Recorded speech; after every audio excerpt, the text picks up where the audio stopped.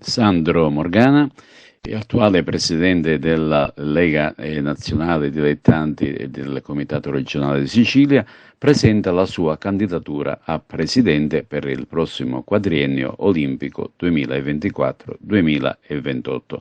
L'assemblea elettiva si terrà questo giovedì 12 settembre 2024 alle ore 16 presso la sede federale di Ficarazzi. E seguiamo questa intervista rilasciata dallo stesso Sandro Morgana. Ho deciso di riproporre la mia candidatura a Presidente del Comitato Regionale Sicilia della LND all'esito del grande successo che la raccolta delle designazioni ha avuto nei confronti di tutte le società che nella quasi totalità hanno sostenuto questa candidatura. Ringrazio tutte le società che hanno voluto sostenermi, ringrazio i miei amici che mi hanno aiutato per la raccolta delle firme e sono come sempre al servizio del calcio siciliano con dedizione, passione ed amore.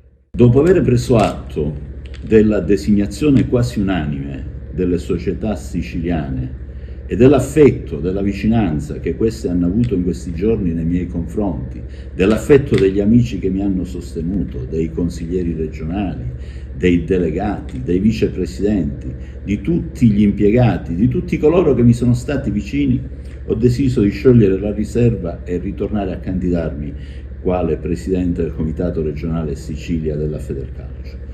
Lo faccio con lo spirito di sempre, con la passione che mi ha sempre animato, con la dedizione che ha sempre contraddistinto questo mio impegno, con l'amore che io ho per questo sport.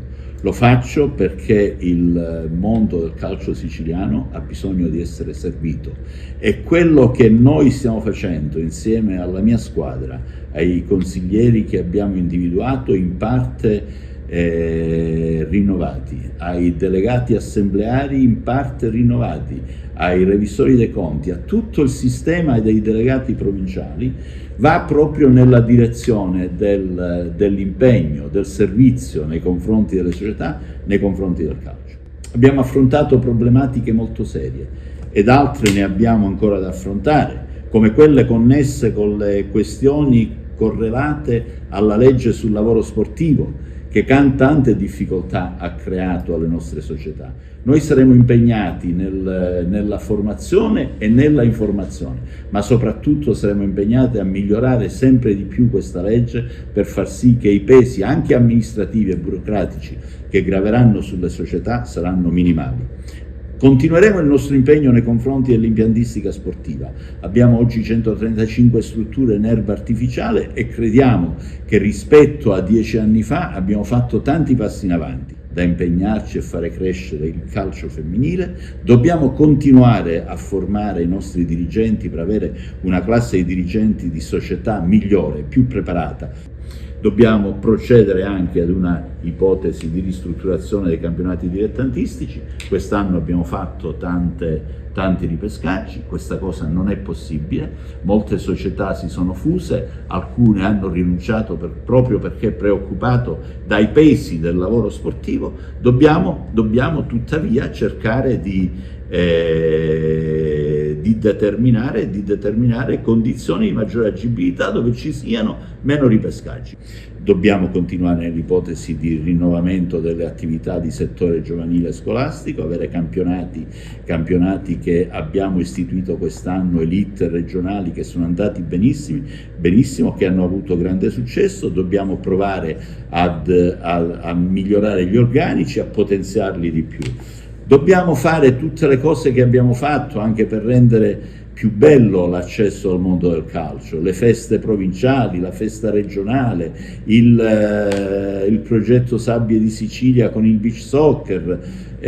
Dobbiamo contrastare la violenza con tutte le armi a nostra disposizione, dobbiamo continuare nell'attività di incontro tra arbitri e calciatori, tra arbitri e società, tra arbitri e allenatori, e questo è di fondamentale importanza, così come dobbiamo potenziare il ruolo dei nostri nuclei che lavoreranno contro appunto le attività contro la violenza. Ho detto nella mia relazione che io condannerò sempre con tutta la forza a mia disposizione la violenza ed i violenti, ma nello stesso tempo in cui dico questo voglio aggiungere che il mondo del calcio siciliano non è malato, è un mondo fatto e popolato da persone per bene. Abbiamo fatto 23.000 gare e quindi io, nella stessa maniera in cui condanno i violenti, difendo coloro che si sono comportati bene e che rappresentano la parte migliore di questo mondo, la parte migliore di questo sport. Dobbiamo affrontare anche questioni generali